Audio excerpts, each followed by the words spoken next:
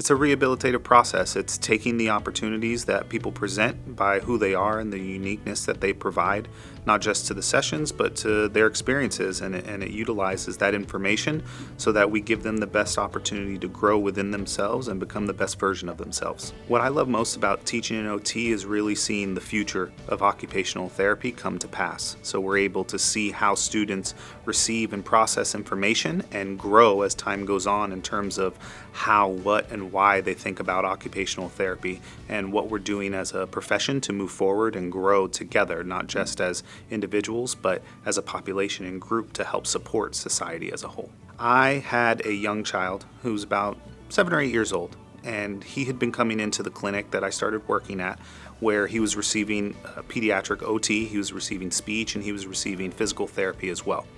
In addition, he was receiving behavioral health.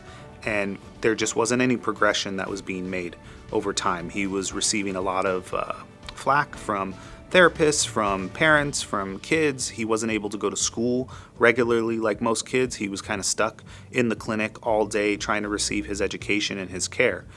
But when I came, we started working on some coping mechanisms. We started working on some of his emotional impulsivity and trying to help him grow in terms of how he reacts. We want to make him a less impulsive person so that he can take a moment and think about what he's going to do, why he's going to do it, how he might perform some of these actions. And so over time, I was there for about 3 months, and within that 3 months, we got him to the point where he could actually attend traditional school settings, where he was able to go into a classroom and participate over a 6 to 8 hour period without having breakdowns. And if he did have breakdowns, he was able to cope and deal with some of those obstacles that he was being challenged with over time.